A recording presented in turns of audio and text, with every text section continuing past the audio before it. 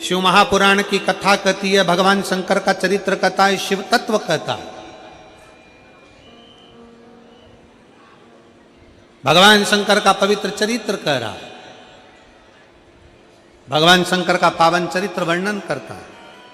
मान लो कोई व्यापार, कोई दुकान, कोई फैक्ट्री आपकी ठीक नहीं चल रही है, आप ठेला लगा रहे हो, सब्जी की दुकान लगा रहे हो, कोई दुकान खोल कर बैठे हो, कोई फैक्ट्री लगा कर बैठे हो, कोई व्यापार कर रहे हो और उस व्यापार में तुम्हें आनंद नहीं आ रहा, बहुत तकलीफ चल रही है, बहुत तकलीफ, सब कुछ करके देख लिया पर वो तकलीफ मिटी नहीं रही। तो थोड़े दिन, थोड़े समय किसी भी शंकर के मंदिर में बटकेश्वर महादेव के नाम से एक बेलपत्र चढ़ाने का तरीका जरा समझ लेंगे। आप अगर जिस दिशा में खड़े हो, अगर आप शंकर के शिवलिंग के इधर हो तो बेलपत्री का डंडी का मुख आपकी ओर होना चाहिए। आप इधर हो तो डंडी का मुख उधर हो, आप उधर हो तो डंडी का मुख उधर हो, आप इधर हैं तो डंडी का मुख इधर हो। बटकेश्वर महादेव के नाम से शंकर जी के मंदिर में एक बेलपत्री पर डंडी का मुख अपनी ओर होना चाहिए। जो डंडी है इसका मुख अपनी ओर। बटकेश्वर महादेव के नाम से एक बेलपत्र शंकर भगवान को समर्पित करो बटकेश्वर महादेव के नाम से। और बेलपत्र चढ़ाने के बाद में जो तुम्हारे कलश में जो जल है, लोटे में जो जल है, वो 7 बार, लोटे का जल 7 बार, 7 बार से मतलब है अलग से लोटा भरना नहीं है, 7 बार उसी लोटे का जल जब बेलपत्र डंडी समेत समर्पित कर दें, 7 बार उस लोटे के जल को 7 बार बटकेश्वर महादेव का नाम लेकर अपनी मन की कामना कर कर बाबा से विनती करते हुए कि बाबा मेरी ये छोटी सी अर्ज स्वीकार करते, 7 बार उस जल को चढ़ाओ। लगातार कम से कम आप 15 से 20 दिन तक लगातार बटकेश्वर महादेव के नाम से चढ़ाओगे, ऐसी कोई दुकान और फैक्ट्री नहीं तो चले नहीं और आगे बढ़े नहीं और काम सुलझे। बटकेश्वर महादेव, भगवान शंकर का ये नाम, भगवान शिव का ये स्तुति, भगवान शंकर का ये नाम बटकेश्वर महादेव। स्वयं भगवान शंकर ब्रह्मा जी का जब सिर कटकर बड़का पेड़ बन जाता है और उस पेड़ के नीचे, वृक्ष के नीचे शंकर भगवान विराजमान हो जाते हैं, शिव जी उसके नीचे विराजमान हो जाते हैं, उसी का नाम बटकेश्वर महादेव पड़ा। बटकेश्वर,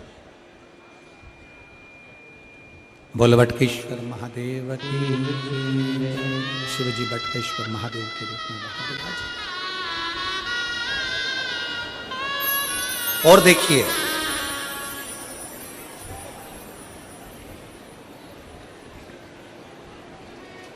शिव जी के मंदिर में उतनी देर रहो जितनी देर तुम्हारा चित्त लगे।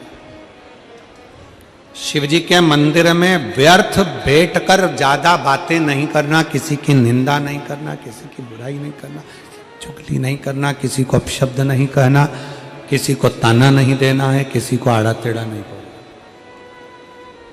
ब्रह्मा जी शंकर जी के सामने झूठ बोल दिए थे तो उनका शीश कटा। गाय झूठ बोल दी, श्राप लग गया। केतकी का पुष्प झूठ बोल दिया, उसको श्राप लग गया। तो ध्यान दें कि शंकर के मंदिर में, शिवालय में, शंकर की चौखट पर, शिव की स्तुति में आप रहो। आप शिव की स्तुति में रहो, मना नहीं। आपकी कोई कामना है, आपका कोई भाव है, आपके हृदय की कोई बात है जो बहुत दिनों से लगे हुए हो और बाबा हो सकता है कि किसी कारणवश पूर्ण ना हो रहा हो। कई लोग कह भी देते हैं गुरुदेव, कोई कोई कहते हैं, जैसे आज कोई कह रही थी बच्ची की मैंने शिव महापुराण में पशुपति व्रत सुना और उसको करा, उसका लाभ मुझे मिला। मेरे पति ने भी करा, उसका भी लाभ मुझे मिला। पर एक काम गुरुदेव ऐसा अटका हुआ है कि वो काम हम करना चाह रहे हैं, व्रत भी कर लिया, अनुष्ठान भी कर लिया, पर फिर भी वो व्रत के कारणवश भी वो कार्य नहीं हो रहा। तो समझना कि कोई कार्य बड़ा भारी होगा और बाबा उसको कर नहीं रहा है, या कोई काम अटक रहा है। तो हमने पहले भी कहा, ये बीच की जो पत्ती है ये देव अधिदेव महादेव, ये ब्रह्मा, ये विष्णु। इन दोनों पत्ती के मिलन से लेकर इस पत्ती के बीच की जो डंडी है, ये नीचे की डंडी का वर्णन नहीं कर रहे हैं, इन दोनों पत्तियों के बीच में जो डंडी है बची हुई, जो तीनों के बीच में एक डंडी का जो भाव है, ये माता जगत जननी जगदम्बा माता पार्वती है।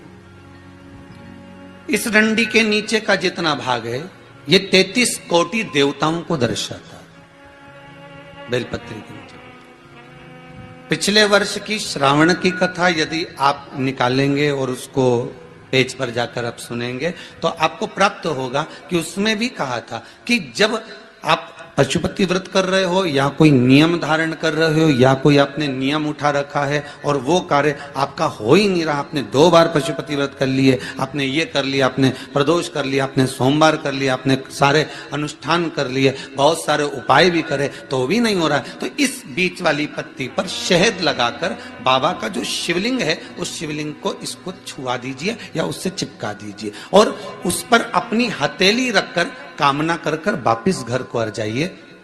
बाबा आपकी वो मुराद शीघ्र 3 महीने के अंदर पूरा कर ही देता है। ये पक्का।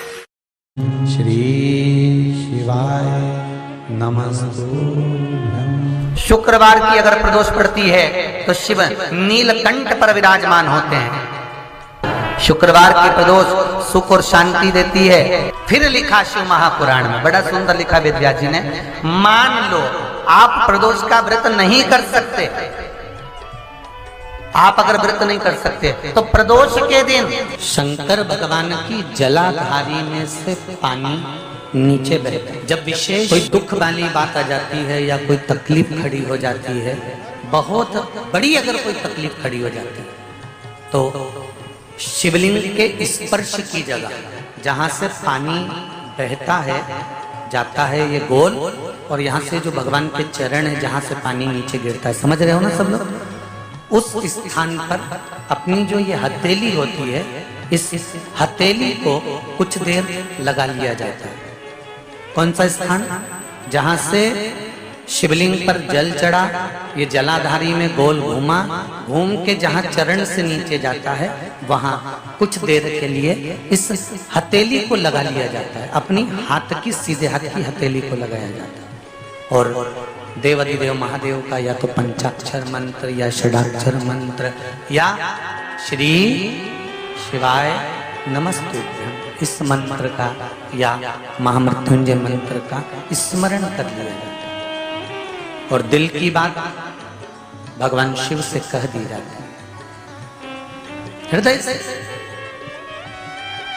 कहकर 2 दिन, ज्यादा से ज्यादा 3 दिन, ज्यादा से ज्यादा 5 दिन, बस 6ठे दिन की जरूरत नहीं पड़ेगी, बाबा रास्ता खोल देगा और कार्य सफल कर देगा। दिल